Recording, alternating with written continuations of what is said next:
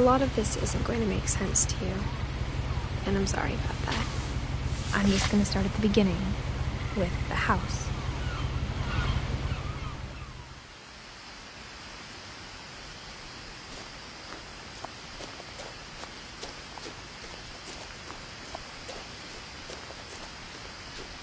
I lived here until I was 11, but I wasn't allowed inside half the rooms.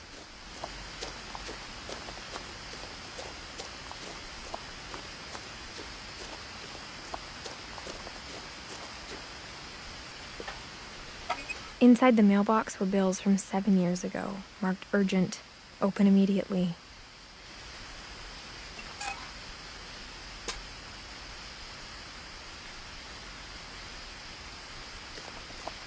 I hadn't been back since my brother Lewis's funeral.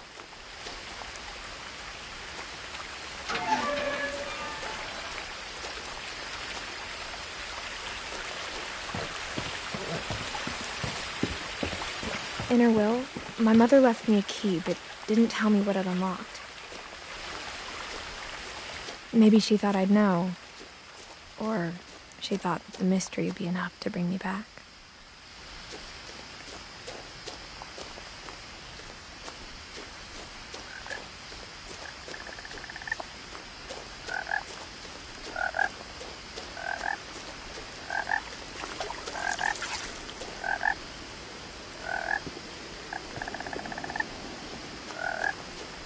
The truth is, even after I inherited the house, I never thought I'd come back to it.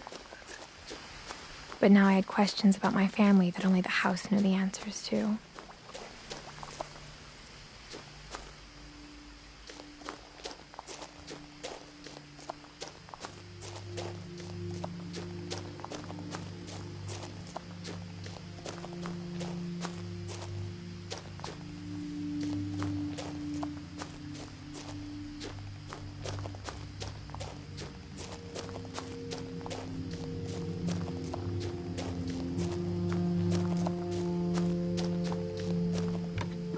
The woods around the house have always been uncomfortably silent, as if they're about to say something but never do.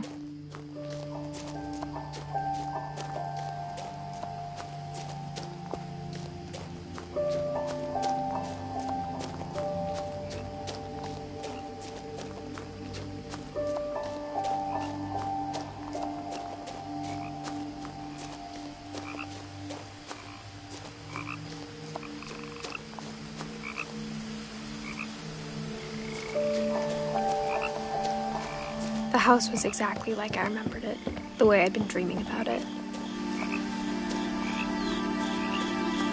As a child, the house made me uncomfortable in a way I couldn't put into words.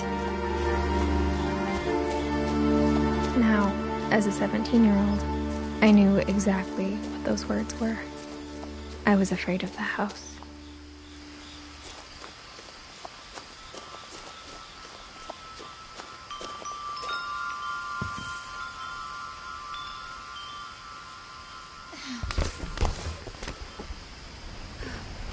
Crawling through the doggy door used to be a lot easier when I was 11.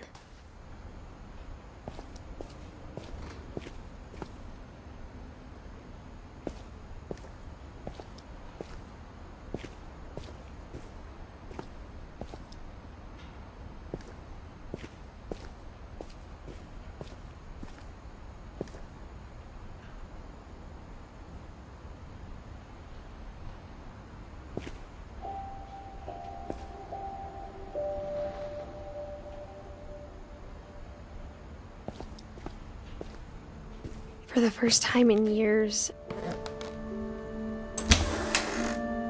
I felt like I was home.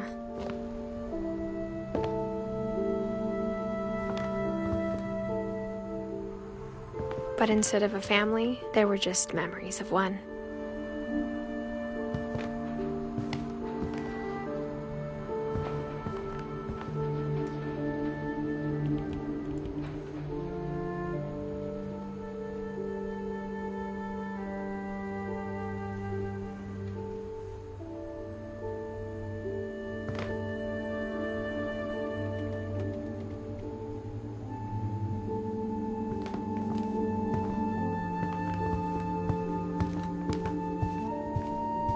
The table was still a wreck from the night we left. It was like a bomb had gone off, killing everyone but sparing the furniture.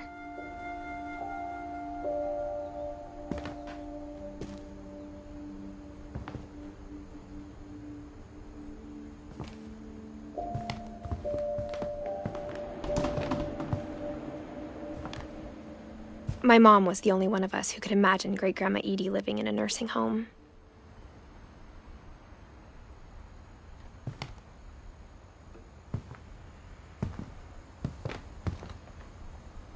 Nothing in the house looked abnormal. There was just too much of it, like a smile with too many teeth. Even the fireplace had a story. Edie told me the bricks came from the original house, after it sank.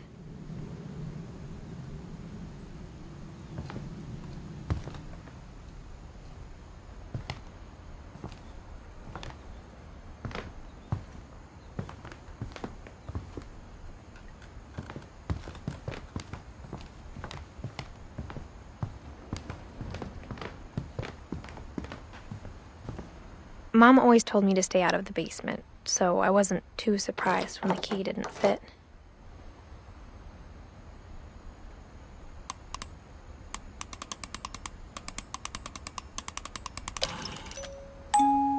Great-Grandpa Sven built a music box for Barbara, along with the rest of the house.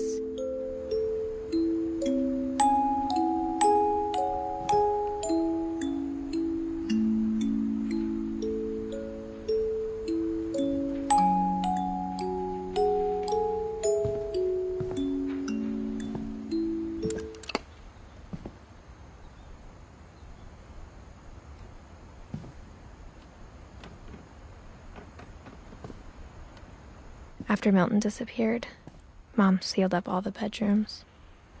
Then Edie retaliated and drilled peepholes.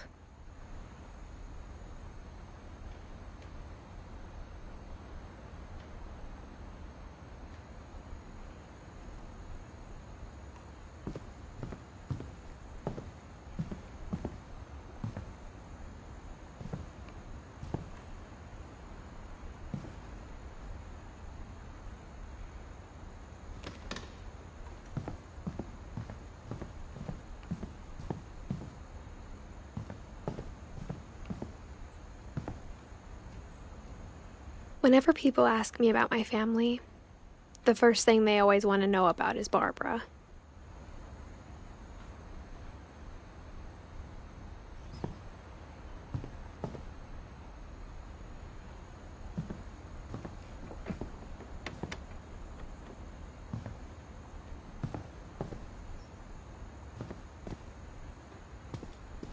Mom must have locked the third floor stairs on the night we left.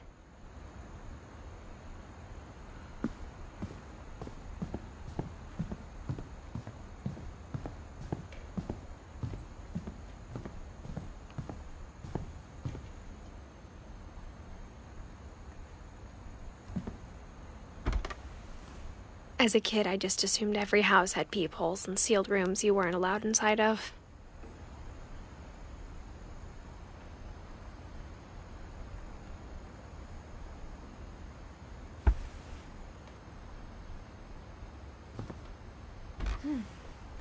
My Grandpa Sam spent 7 years sharing a room with his dead brother, Calvin.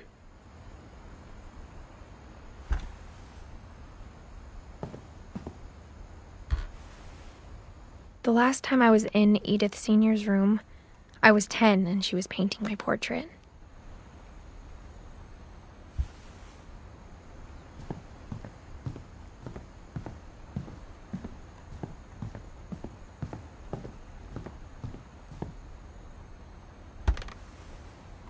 Molly always seemed like a girl I could imagine being friends with, if she hadn't died in 1947.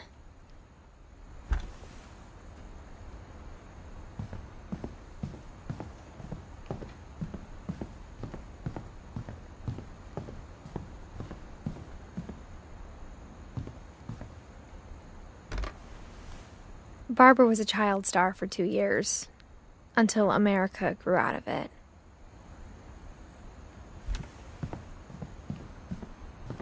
Edie's father, Odin, built the original house.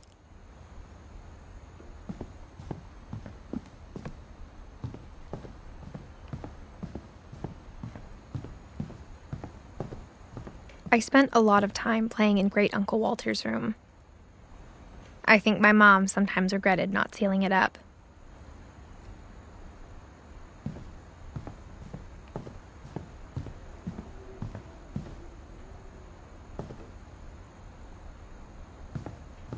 Lewis told me there were secret passages, but I never believed him.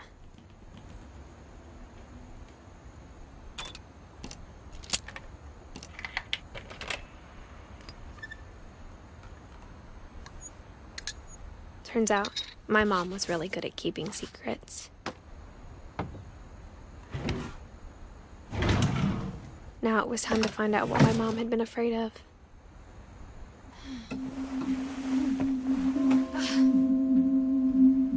From the paintings on the wall, it was clear my brother Milton had been here before me.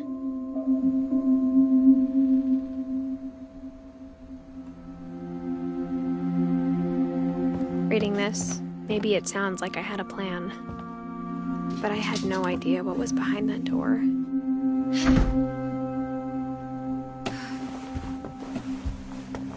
Just like I had no idea where all this was gonna lead.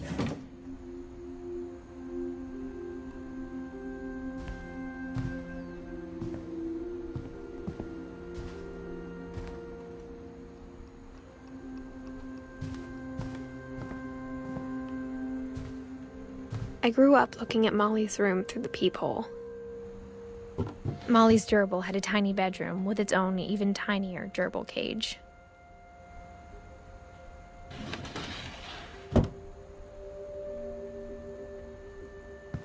Being inside for the first time, I felt like I'd stepped behind a painting.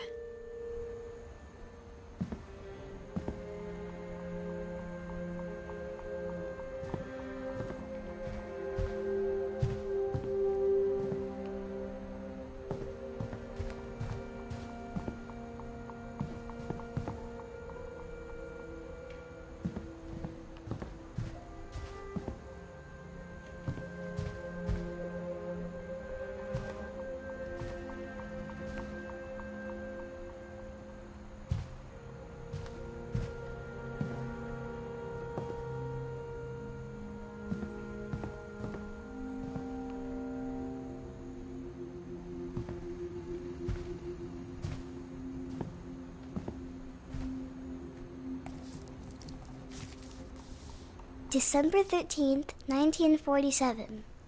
Dear Diary, I'll be gone soon, but I wanted to tell somebody about what's gonna happen. It started when Mom sent me to bed without dinner. I woke up and I was starving, so I looked around for something to eat. The gerbil food was dry, but I didn't mind it.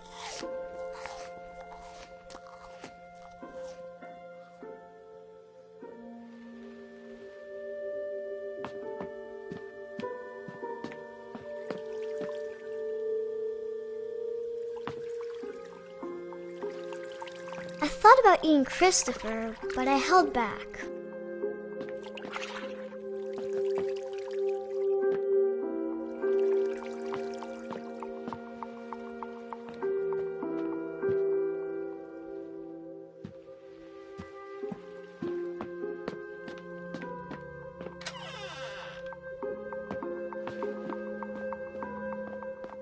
I ate a lot of things that night.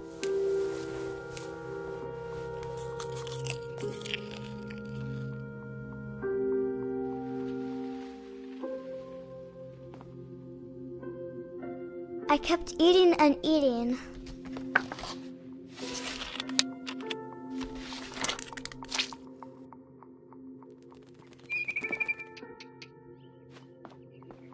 Then I heard chirping outside my window.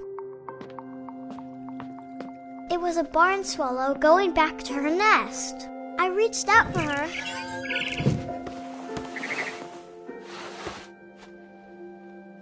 And suddenly, I was a cat.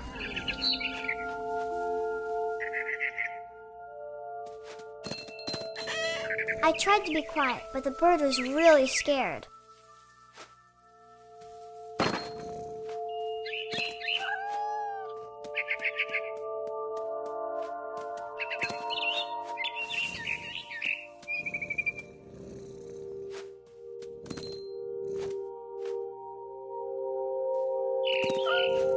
Mom and Dad didn't even look at me.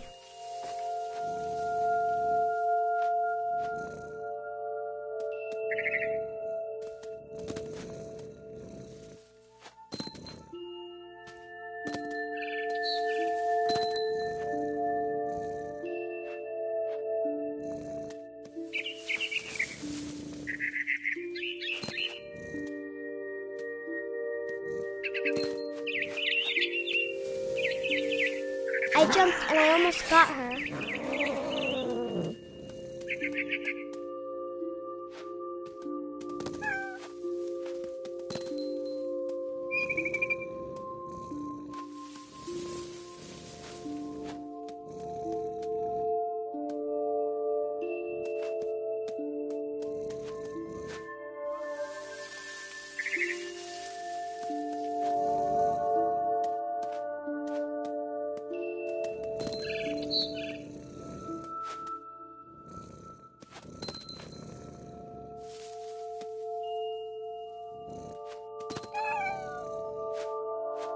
I could tell she was getting really tired.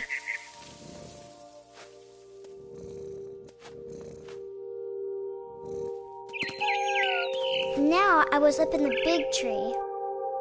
I promised Dad I wouldn't climb it anymore. All I cared about was eating that mama bird.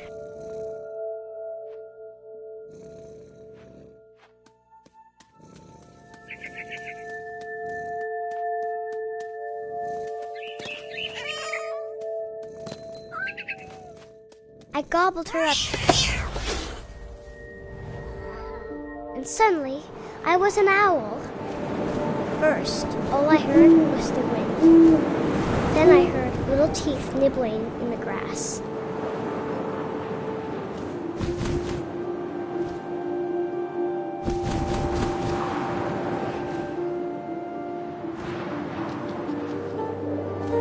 Rabbits.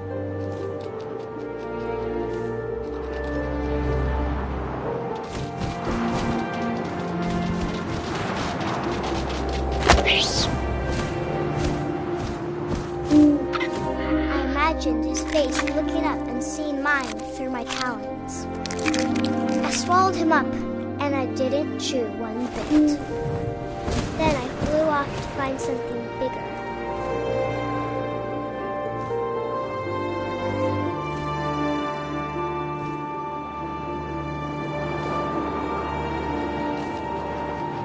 A mama rabbit.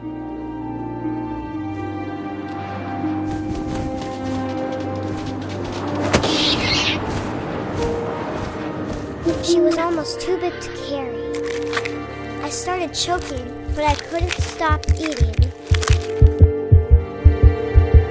And suddenly, I was a shark.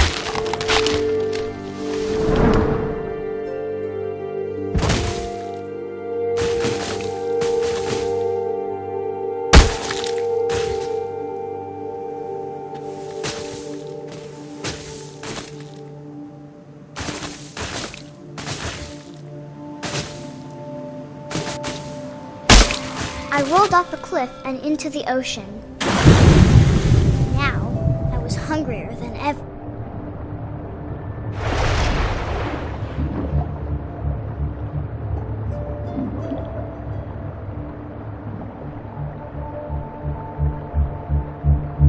I wanted fat, juicy seeds.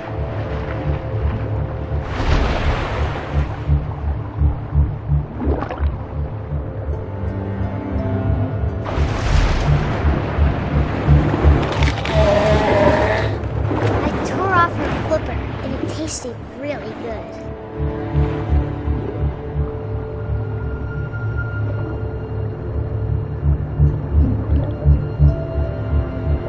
I grabbed on tight.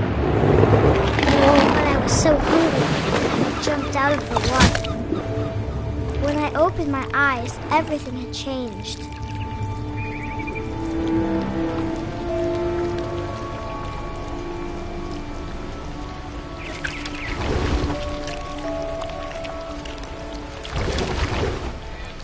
Now I was a monster and I smelled people everywhere.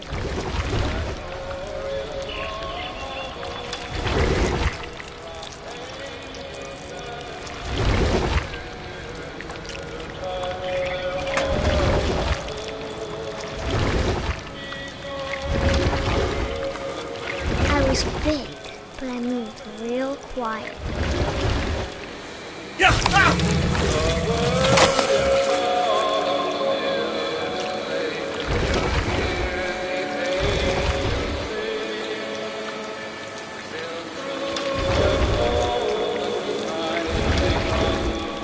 I wanted to stop, but also I didn't.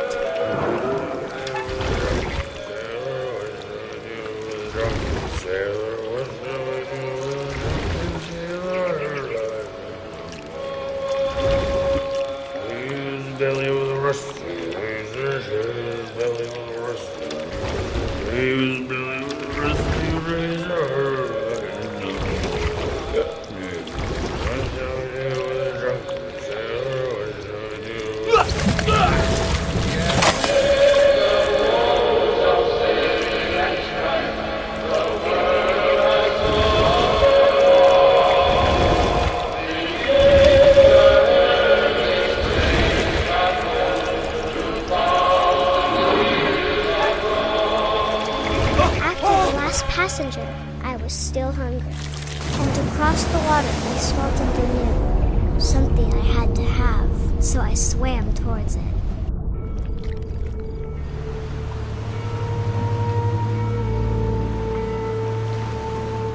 I slithered onto the sand, and the good smell went into an old pipe.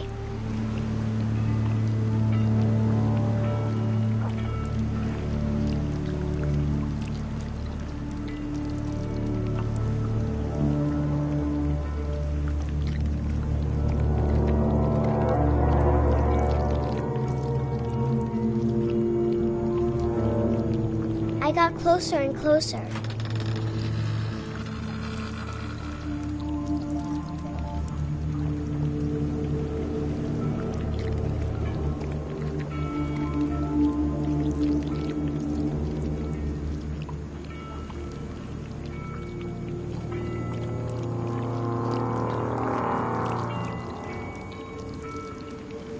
All of my stomach started growling.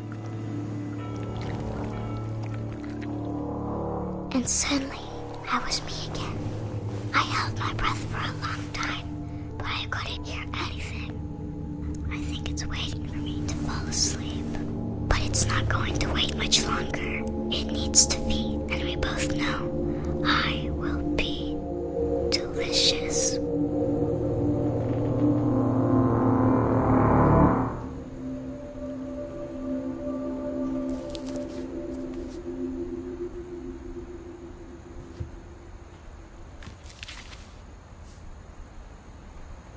I'm not sure if I believed all of that, but I'm sure Edie would have.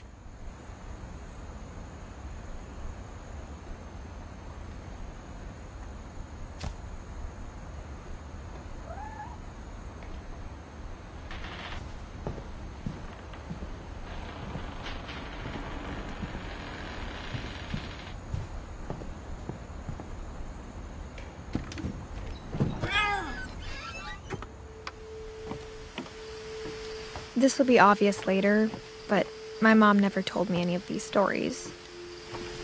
Edie would have, but Mom didn't like bringing up the past. Though, when we adopted a stray kitten, she was the one who named it Molly. I spent a lot of time in Great-Grandma Edie's room. Her room was like a museum.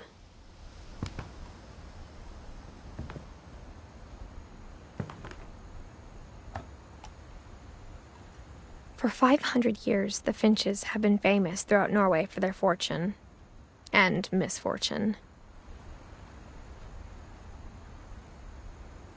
Odin Finch buries the latest victims of the family curse, his wife Ingeborg and their newborn son. On January 7th, 1937, he set sail with his family and his house, hoping to leave the curse behind. But 40-foot waves off the coast of Washington send the house and Odin to the bottom of the sea. Odin's daughter Edie, with husband Sven and baby Molly, step ashore on their new home, Orcas Island. Odin Finch is the first to be buried in the new family cemetery.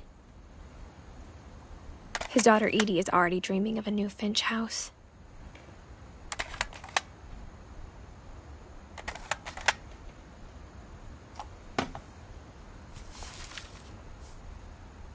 Whatever's wrong with this family, it goes back a long ways.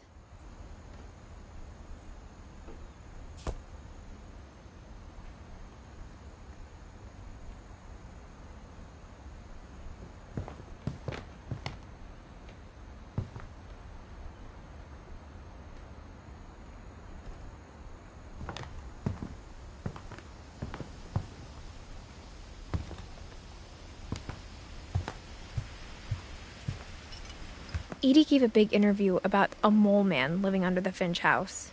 My mom was furious.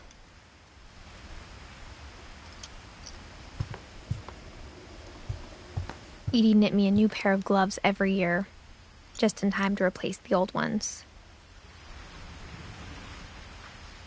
Louis died a week before we left, but Edie had already started to memorialize him.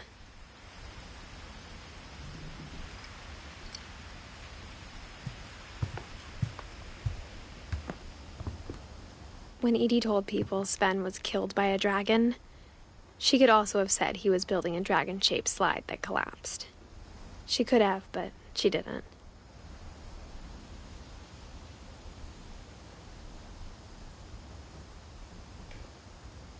Even in her 90s, sometimes Edie seemed a lot younger than my mother.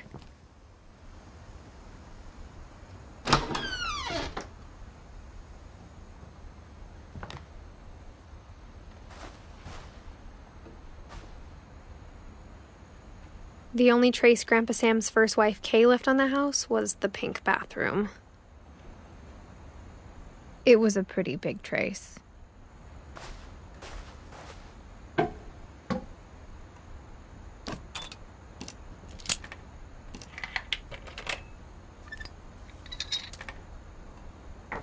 There's a secret in this bathroom. It's in the last place you would look. It isn't in the cupboard. It's hidden in this book.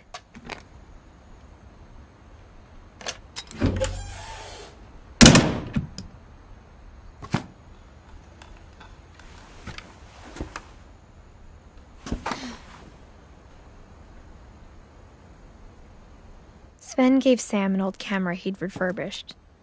He never put it down.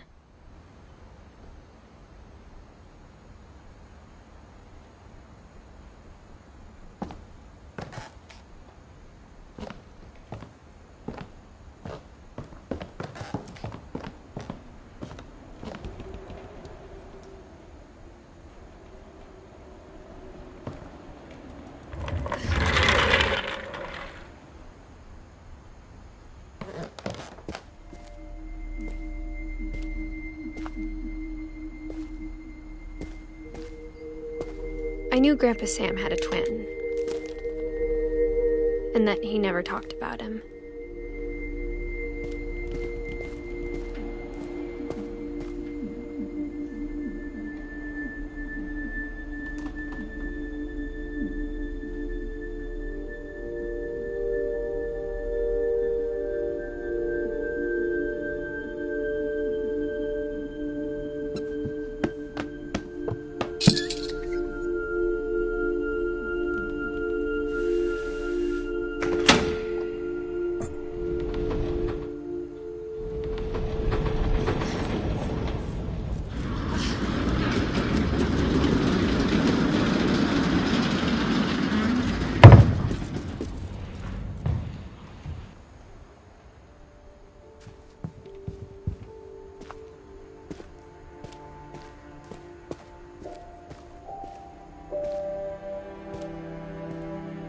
I guess my grandpa didn't like history any more than my mom did.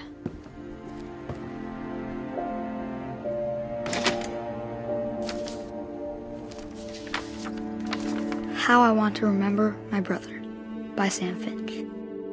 The thing I remember is that when he made up his mind, that was it.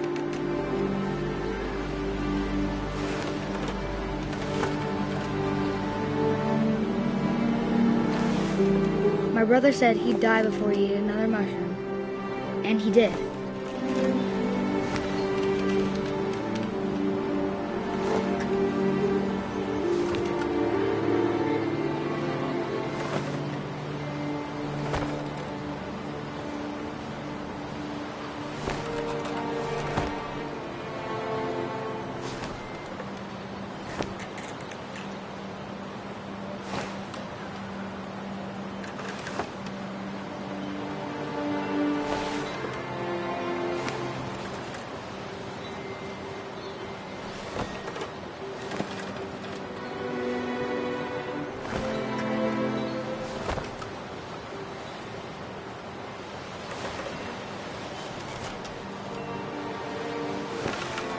At Barbara's funeral, we swore we'd never be afraid again, and he wasn't.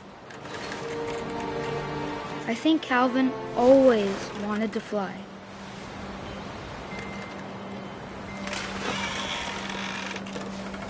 Sam! Calvin! Dinner's ready!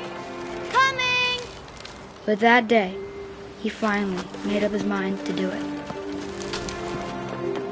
I told him going around was impossible. Maybe if I hadn't said that,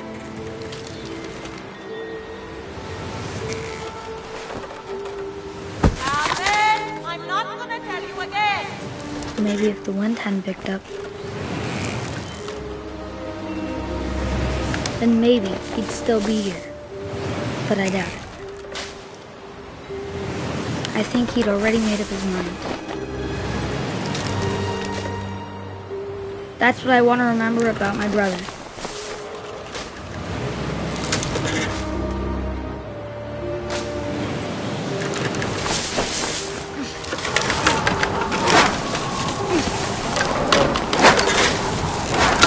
The day he made up his mind to fly. And he did.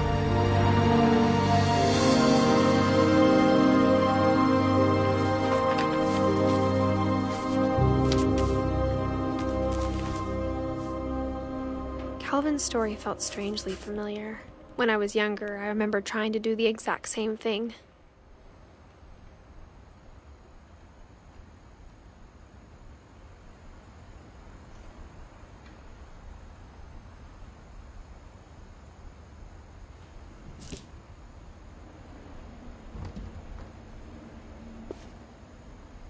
After the funeral, Edie roped off Calvin's half of the room.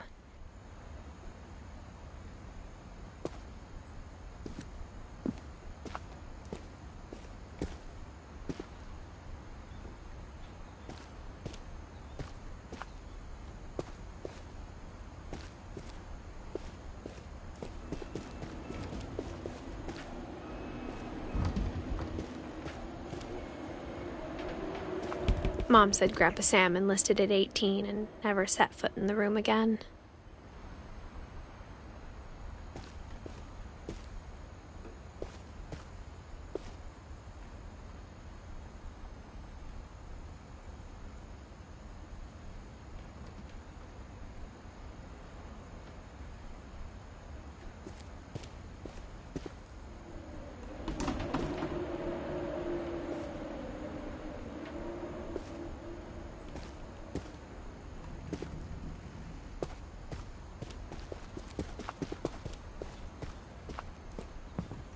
The passages were a pretty tight fit. They'd obviously been built for smaller hands and bellies.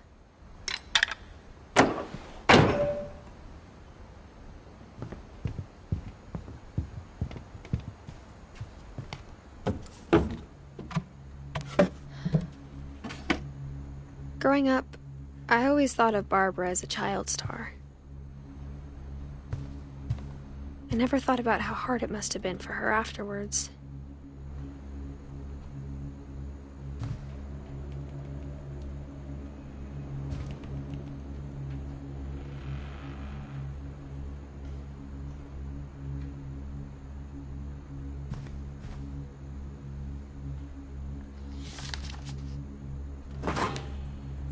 Of all the stories people wrote about Barbara's death, I'm surprised Edie saved this one.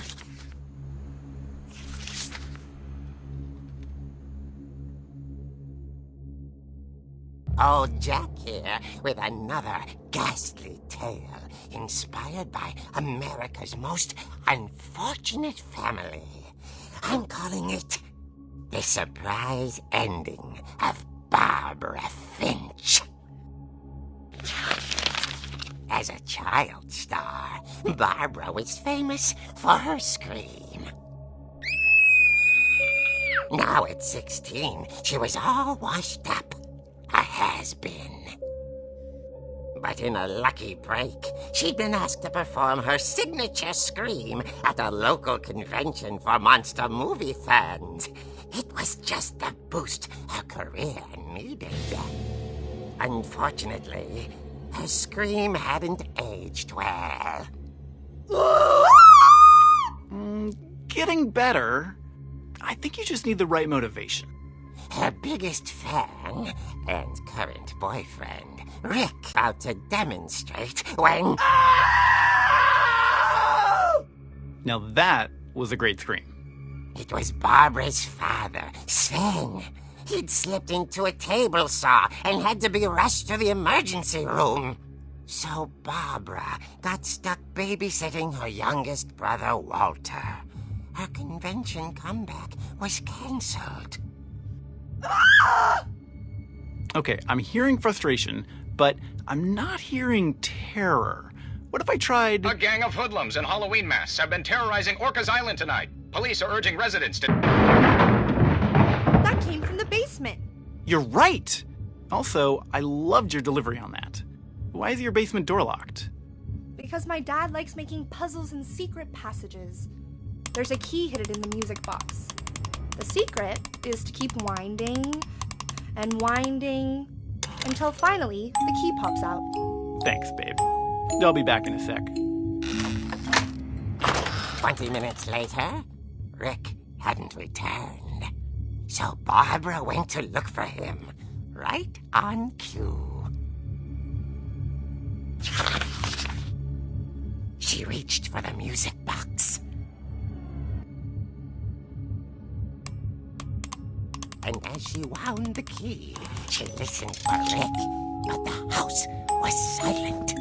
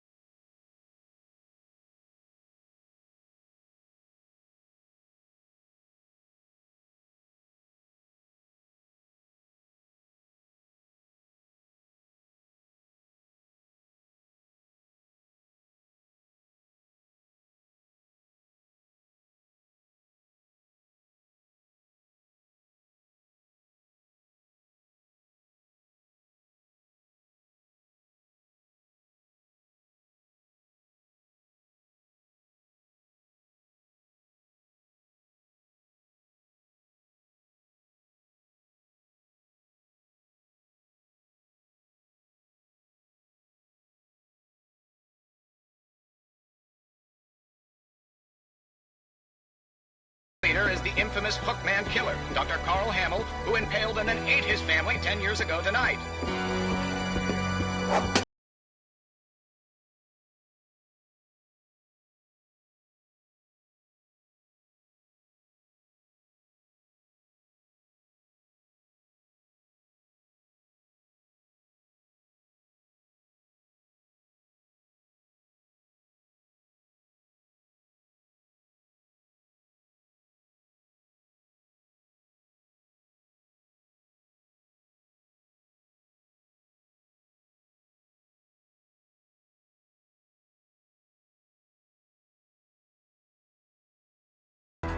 The old fridge rattled and grew still.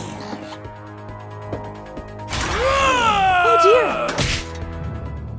Oh! Rick? Barb, relax. I was just trying to scare you to help you find your scream. Well, I'm not scared, Rick. I'm furious. Then act furious. All I'm getting from you now is that you're hurt and confused and you're... She threw him out, but she kept a little something to remember him by. Barb, have you seen my other crutch? And she was still holding it when she fell asleep watching the late picture show. Hours later... Barbara! Walter, what's going on up there? Ah! Okay, I'm coming up, but if this is a trick, you're dead, Walter.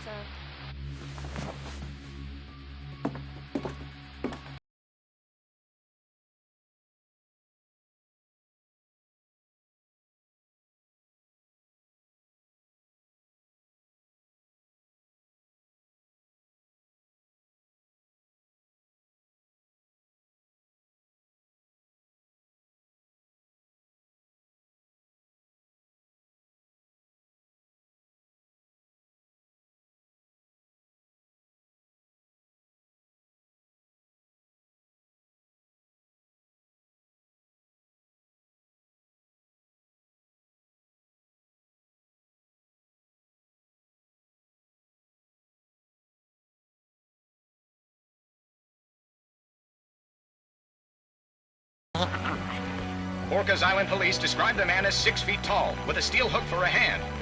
Residents are urged to lock all doors and windows and notify the police of any suspicious activity. Barbara turned, saw the hook man, and... was speechless. He was quite smashing. And strange it was, he couldn't get enough of Barbara. Okay, Barbara, there's gotta be another way out of here.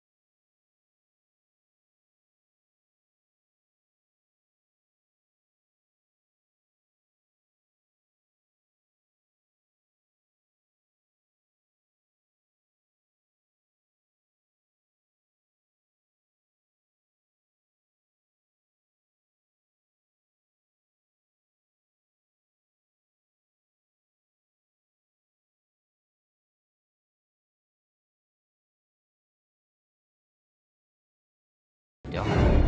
She heard whispering. It was coming from inside the house.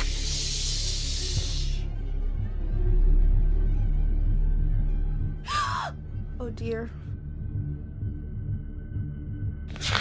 The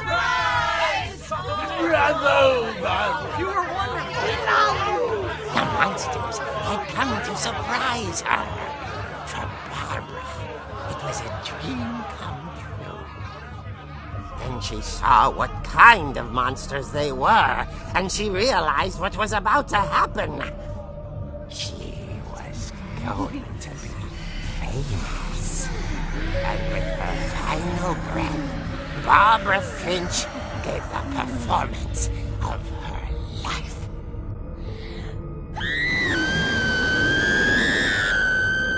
I wasn't there myself, but I hear Barbara was magnificent. Poor girl. She had a taste for stardom. But unfortunately, so did her fans. Of course, the police blamed it all on poor Rick, who disappeared the same night. And little Walter? Hiding under his bed the whole time. He took it all pretty hard, But that's another story. As for Barbara, tucked inside the music box is all they ever found of her. Her ear. Now that's what I call a real eerie tale.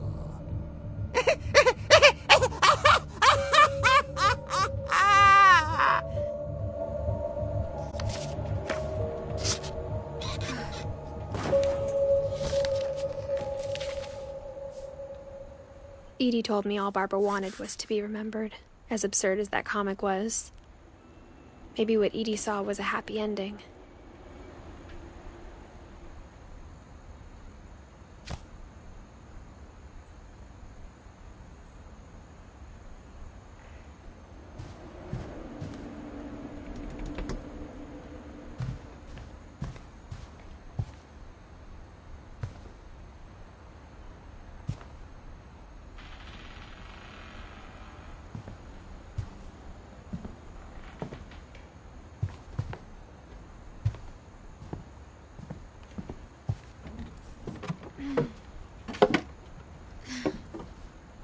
I guess now I know why Mom didn't like me playing with the music box.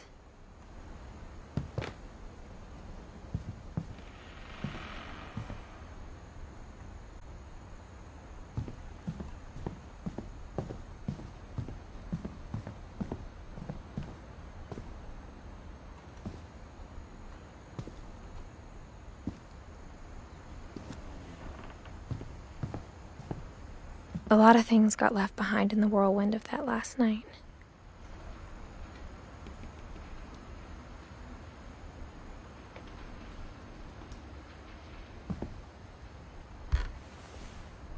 Edie told me once that every Finch who ever lived is buried somewhere in the library.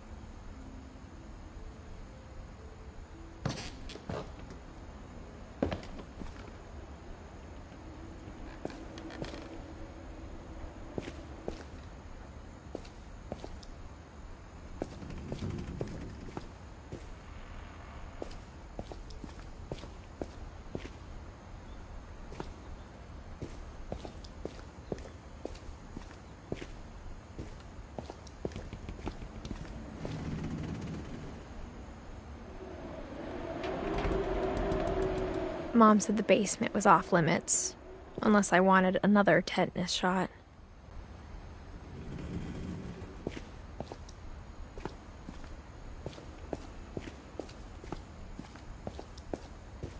I saw Edie sneak down to the basement once, carrying packages.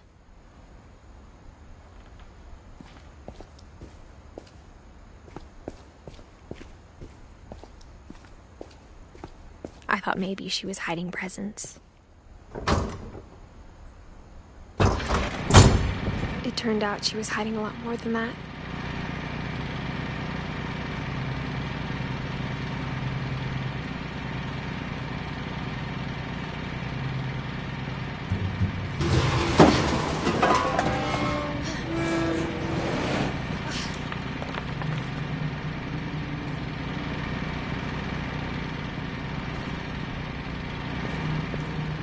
I remember asking Mom once about where Walter had gone.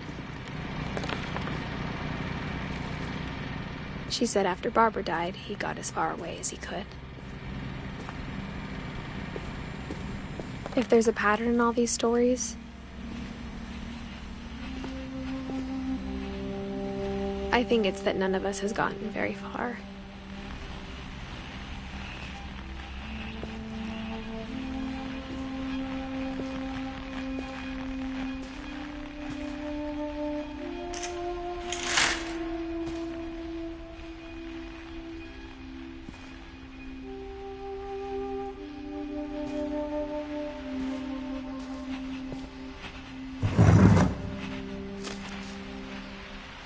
Goodbye, everyone. I can't believe I've been down here for 30 years. On that first day, after the shaking started, I didn't think I'd survive a week.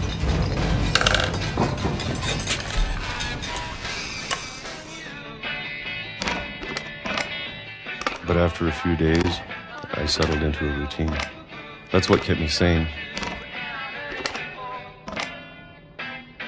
Having a schedule, living for today. I always expected to be dead tomorrow. But if you wait long enough, you get used to anything.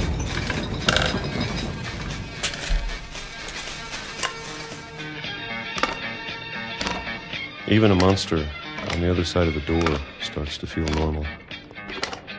Almost friendly.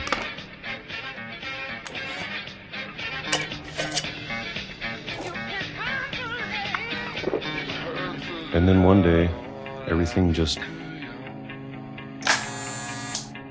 stopped. Whatever that thing was, it was gone. Maybe it got tired of waiting. Or maybe I just got tired of being afraid.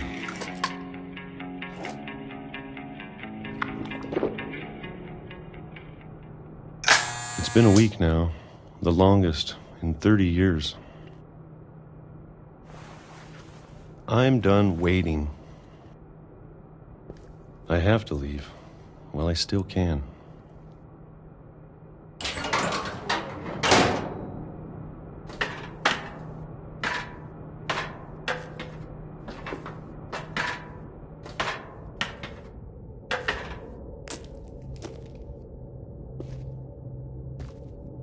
I know it's out there somewhere.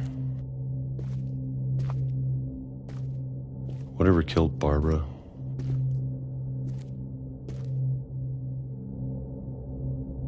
And Molly. And Calvin. Maybe this is all a mistake. But I need to stop living the same day, even if it kills me.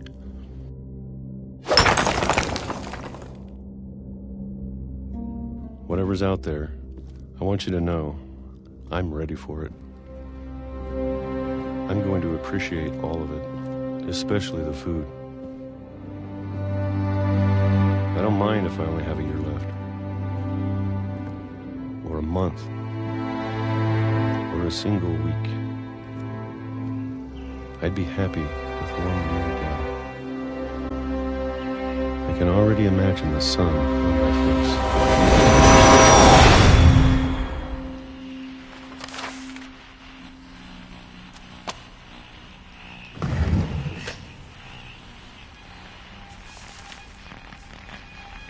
Walter died when I was 6.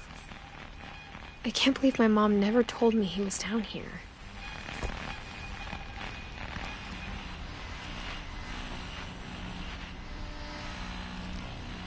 I'm sure my mom was trying to protect me.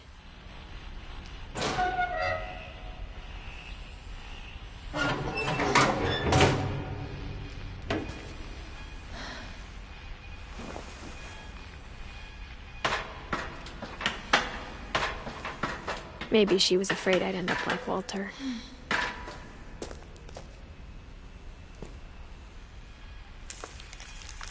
But if she never told me about an uncle under the house, I can only imagine what else she was hiding. I don't want to make the same mistakes she made.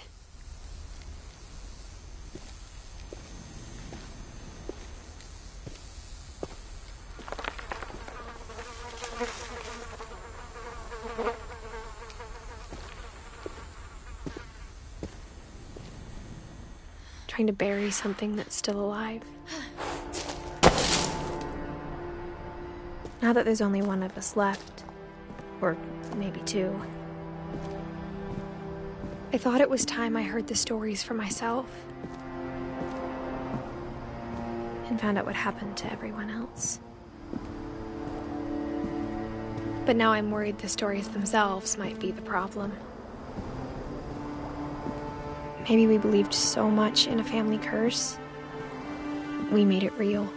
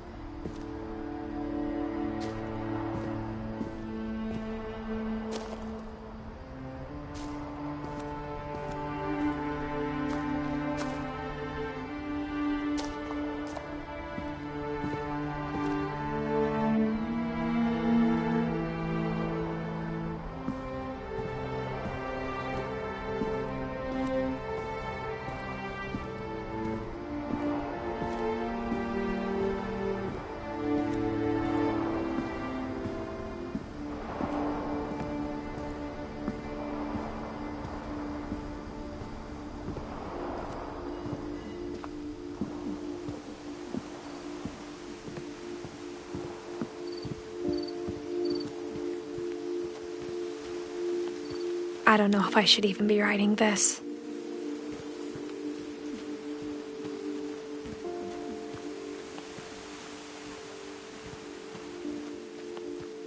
Maybe it'd be better if all this just died with me.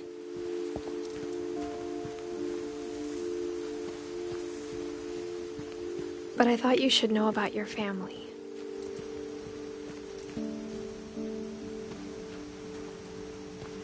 And the history you're a part of. Though to be honest, I feel as lost as you probably do right now.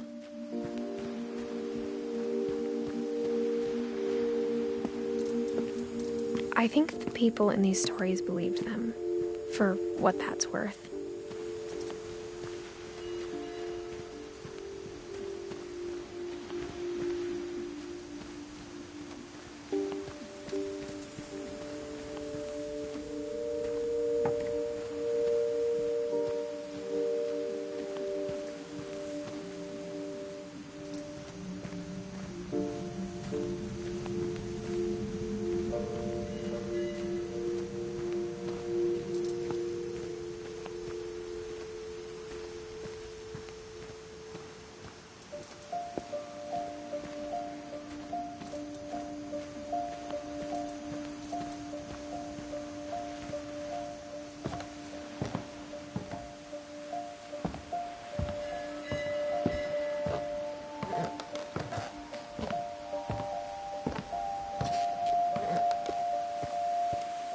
And when you look at the house, that history of imagination and stubbornness and madness, any of it seems possible.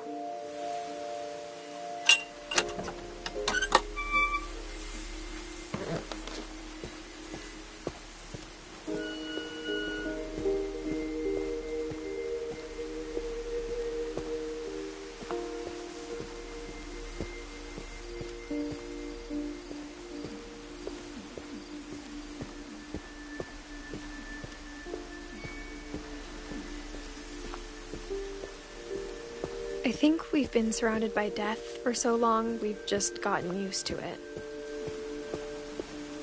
What kind of family finishes building a cemetery before starting the house?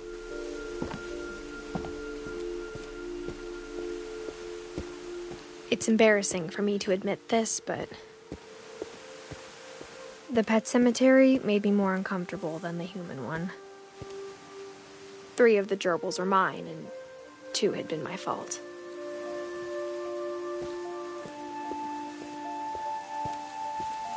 Sven built the house, but it was Edie who designed the cemetery.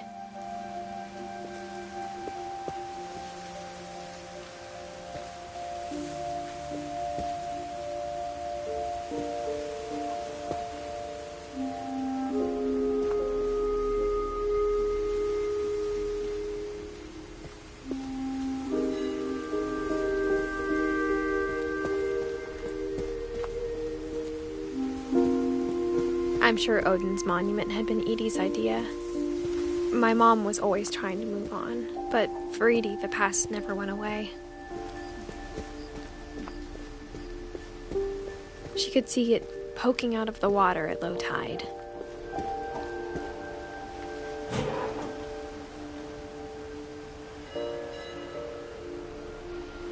Edie said she dreamed about the old house every night.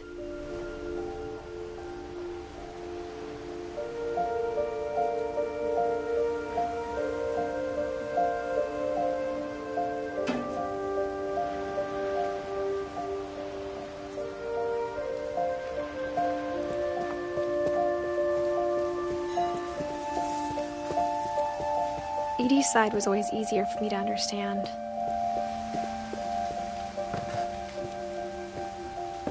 But the older I get, the more I can see where my mom was coming from. Her dad had been pretty strict, but it wasn't enough to save her brothers. She was just trying to do better. She lost 2 of her brothers, just like I did. I get why she tried so hard to protect us.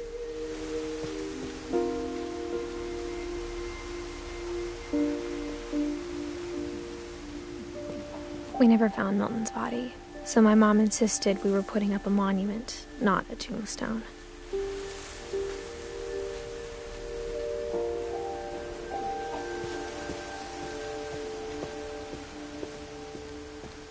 There's so many things I wish I could ask my mom now. Part of me thinks this is what she wanted all along. For me to come back someday and find everything out for myself.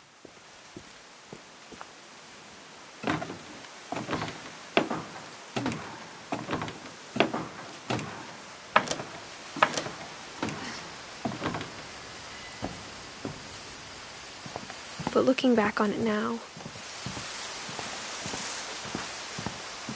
if she told me there was going to be so much climbing, I never would have come when I was 22 weeks pregnant.